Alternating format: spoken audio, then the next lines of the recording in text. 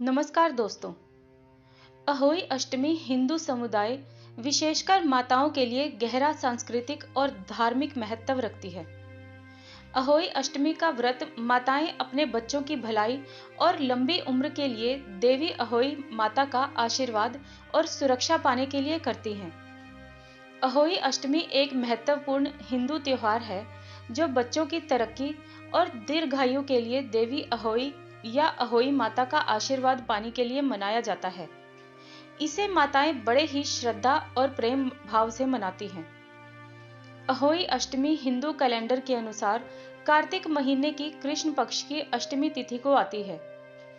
यह दिन अत्यधिक महत्व रखता है क्योंकि माताएं देवी का आशीर्वाद प्राप्त करने के लिए विशेष अनुष्ठान, उपवास और प्रार्थना करती हैं। आइए जानते हैं इस साल कार्तिक मास की अहोई अष्टमी व्रत की तिथि, मुहूर्त और महत्व। 2023 में अहोई अष्टमी रविवार 5 नवंबर को मनाई जाएगी।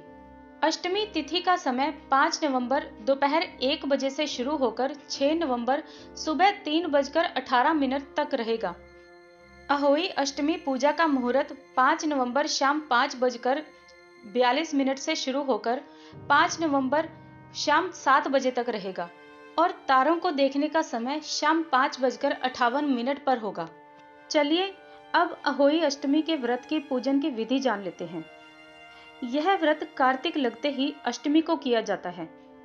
जिस वार की दीपावली होती है, अहोई आठे भी उसी वार की पड़ती है।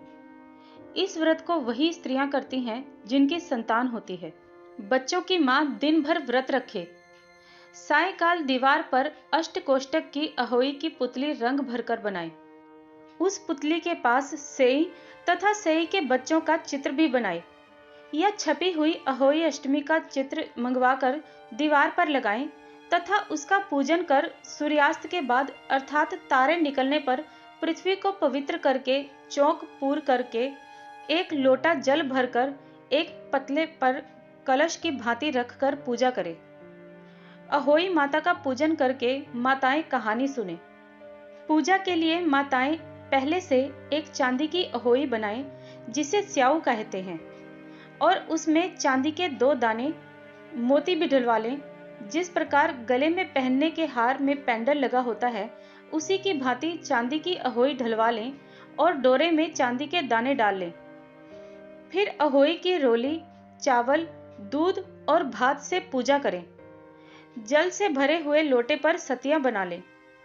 एक कटोरी में डलवा और रुपए का बयाना निकालकर रख लें और 7 दाने गेहूं के लेकर कहानी सुने। जो बयाना निकालकर रखा था उसे सासू के पांव लगाकर आदर पूर्वक उन्हें दे दे। इसके बाद चंद्रमा को अर्घ देकर स्वयं भोजन करें। दीपावली के बाद किसी शुभ दिन अहोई को गले से उतार कर उसका गुड़ से भोग लगाएं और फिर जल का छींटा देकर मस्तक झुकाकर रख दें। जितने बेटे हैं उतनी बार तथा जितने बेटों का विवाह हो गया है उतनी बार चांदी के 2-2 दाने अहोई में डालती जाएं। ऐसा करने से अहोई माता प्रसन्न होकर बच्चों को दीर्घायु करके घर में नित्य नए मंगल करती है। इस दिन पंडितों को पेठा दान करने से फल की प्राप्ति होती है। अहोई का उद्यापन कैसे करना चाहिए यह भी जान लेते हैं। जिस स्त्री का बेटा पैदा हुआ हो अथवा बेटे का विवाह हुआ हो, उसे अहोई माता का उज्जमन करना चाहिए। एक थाल में 7 जगह 4-4 पूड़ियां रखकर उन पर थोड़ा थोड़ा हलवा रखें। इसके साथ ही एक तियल साड़ी, ब्लाउज, उस पर सामर्थ्य अनुसार रुपए रखकर थाली के चारों ओर हाथ फेरकर श्रद्धा पूर्वक सासू जी के पांव लगाकर वह सभी सामान सासू जी को दे दें। तियल तथा रुपए सासू जी अपने पास रख लें और हलवा पूरी का बयाना बांट दें। बहन बेटी के यहाँ भी बयाना भेजना चाहिए। अहोई अष्टमी की कथा। एक साहूकार था जिसके 7 बेटे थे, 7 बहुएं और एक बेटी भी थी। दीपावली से पहले कार्तिक बदी अष्टमी को 7 बहुएं अपनी इकलौती ननद के साथ जंगल में खदान में मिट्टी खोद रही थी। वही स्याहू यानी कि सेई की मां थी। मिट्टी खोदते समय ननद के हाथ से सेई का बच्चा मर गया। बच्चा मर जाने के दुख में तड़पती हुई स्याऊ माता बोली कि अब मैं तेरी कोख बांध दूंगी। तब ननद अपनी सातों भाभियों से मिन्नत करते हुए बोली कि तुम में से कोई मेरे बदले कोई अपनी कोख बंधवा लो। सब भाभियों ने अपनी कोख बंधवाने से इनकार कर दिया, परंतु छोटी भाभी सोचने लगी कि यदि मैं कोख नहीं बंधवाऊंगी तो सासू जी नाराज हो जाएंगी। ऐसा विचार करके ननद के बदले छोटी भाभी ने अपनी कोख बंधवा ली। इसके बाद जब उसके कोई भी लड़का होता तो 7 दिन बाद मर जाता। एक दिन उसने पंडित जी को बुलाकर पूछा, मेरी संतान 7वें दिन क्यों मर जाती है? इस पर पंडित जी ने कहा कि तुम सुरही गाय की पूजा किया करो। सुरही गाय स्याऊ माता की भाईली है, वह तेरी कोख छोड़ देगी, तब तेरा बच्चा जिएगा। इसके बाद वह बहू प्रातःकाल उठकर चुपचाप सुरही गाय के नीचे साफ सफाई आदि कर जाती। गौ माता हैरान होकर सोचने लगी कि आजकल कौन मेरी सेवा कर रहा है, सो आज देखूंगी। गौ माता बहुत सवेरे उठी तो क्या देखती है कि एक साहूकार के बेटे की बहू उसके नीचे साफ सफाई कर रही थी। गौ माता उससे बोली, बेटी मैं तेरी सेवा से बहुत खुश हूँ, बता तुझे क्या चाहिए? तब साहूकार की बहू रोते हुए बोली कि हे गौ माता, स्याऊ माता तुम्हारी भाईली है, उसने मेरी कोख बांध रखी है, मेरी कोख उससे छुड़वा दो। इस पर गौ माता ने कहा, ठीक है। तब गौ माता समुद्र पार करके अपनी भाईली के पास उसको लेकर चल पड़ी। रास्ते में कड़ी धूप थी, सो वे दोनों एक पेड़ के नीचे बैठ गईं। थोड़ी देर में एक सांप आया और उसी पेड़ पर एक गरुड़ पक्षी का बच्चा था। वो सांप उसको डसने लगा। तब साहूकार की बहू ने सांप को मार डाला और नीचे दबा दिया और बच्चों को बचा लिया। थोड़ी देर में गरुड़ पक्षी आई तो वहां खून पड़ा देखकर साहूकार की बहू को चोंच मारने लगी। तब साहूकार की बहू बोली कि मैंने तेरे बच्चों को नहीं मारा, बल्कि सांप तेरे बच्चों को डसने आया था, मैंने तो उससे तेरे बच्चे की रक्षा की है। ये सुनकर गरुड़ पंखनी बोली कि मांग, तुझे क्या चाहिए? वो बोली, 7 समुद्र पार स्याऊ माता रहती है, मुझे उनके पास पहुंचा दे। तब गरुड़ पंखनी ने गौ माता और साहूकार की बहू दोनों को अपनी पीठ पर बिठाकर स्याऊ माता के पास पहुंचा दिया। स्याऊ माता उन्हें देखकर बोली कि आप बहन बहुत दिनों बाद आई। फिर कहने लगी कि बहन सिर में जुएं पड़ गई हैं। तब सुरही गौ के कहने पर साहूकार की बहू ने सिलाई से उसकी सारी जुएं निकाल दी। इस पर स्याऊ माता बहुत प्रसन्न हुई और बोली कि तूने मेरे सिर की सारी जुएं निकाल दी हैं, इसलिए तेरे 7 बेटे और बहुएं होंगी। वो बोली, मेरे तो एक भी बेटा नहीं, 7 बेटे कहां से होंगे? स्याऊ माता बोली, क्यों, क्या बात है? फिर वो बोली, मुझे वचन दो तो मैं बताऊं। स्याऊ माता बोली कि वचन दिया, अगर वचन से फिरूं तो धोबी के कुंड पर कंकरी हो जाऊं। स्याऊ माता के ऐसा वचन लेने पर साहूकार की बहू बोली कि मेरी कोख तो तुम्हारे पास बंद पड़ी है। ये सुनकर स्याऊ माता बोली कि तूने मुझे बहुत ठग लिया, मैं तेरी कोख खोलती तो नहीं, मगर अब वचन दे दिया है तो खोलनी ही पड़ेगी।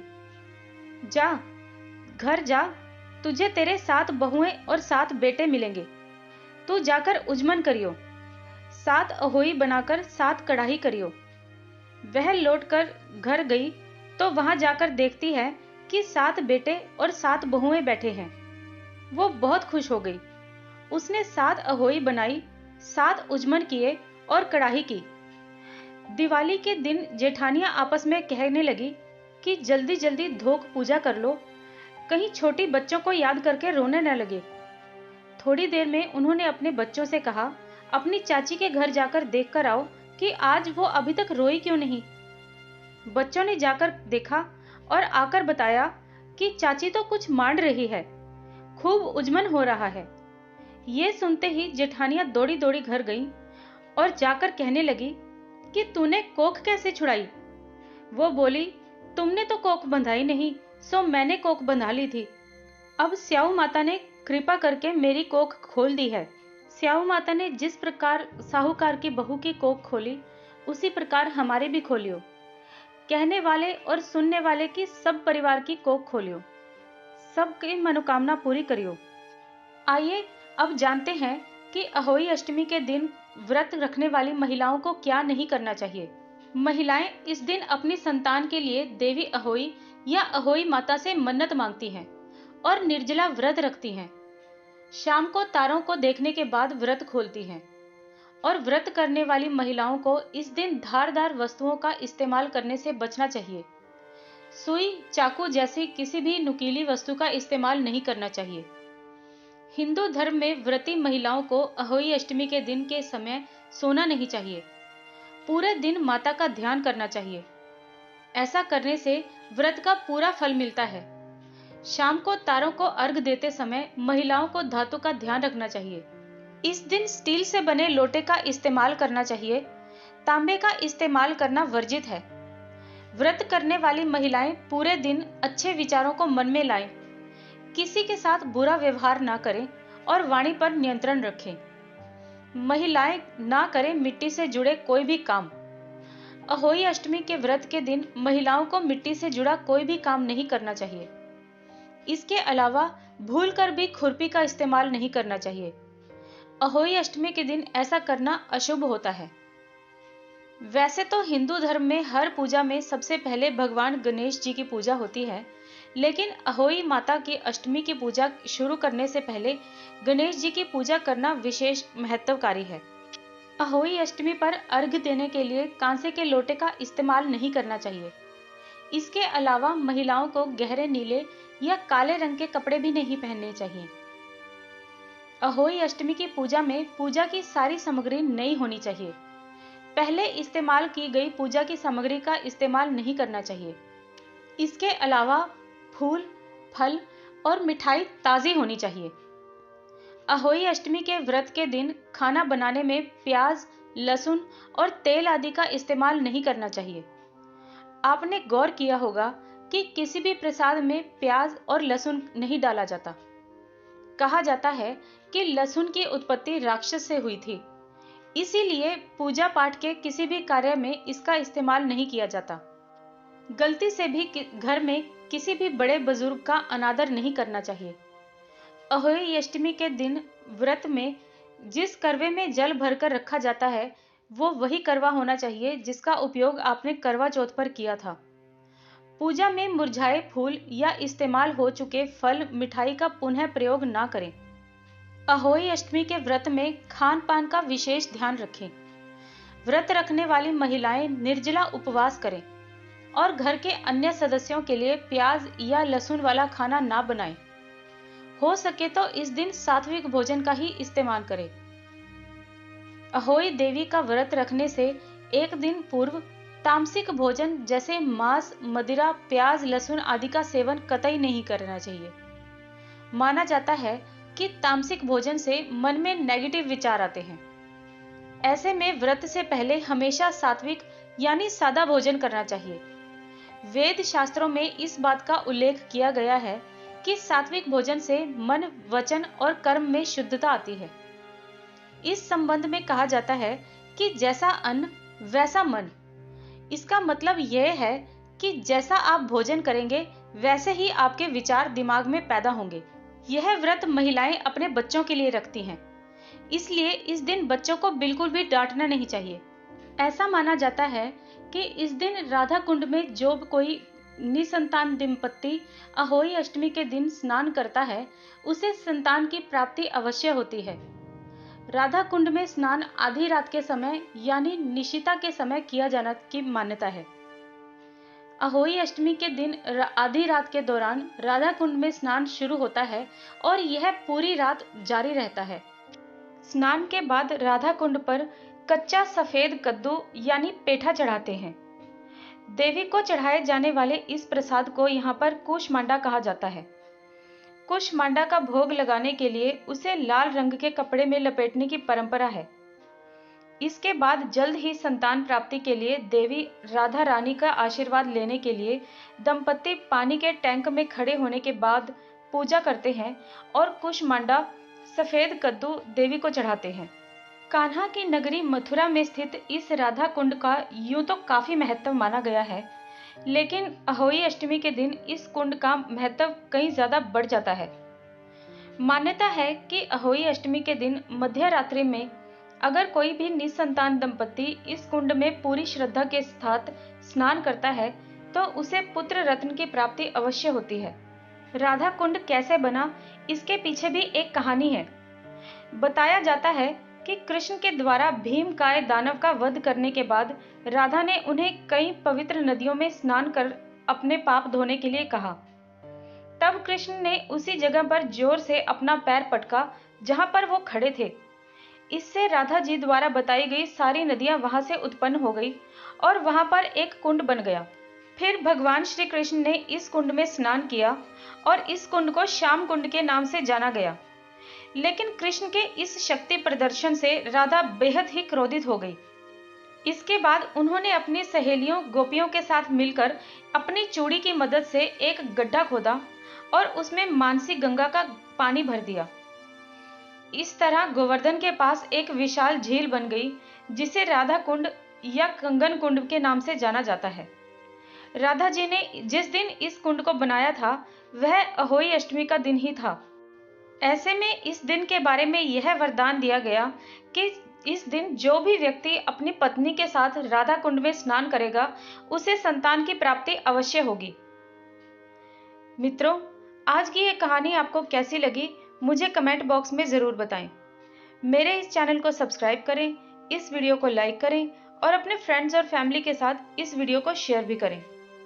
तो मिलते हैं किसी और कहानी के साथ इसी चैनल पर। तब तक के लिए धन्यवाद।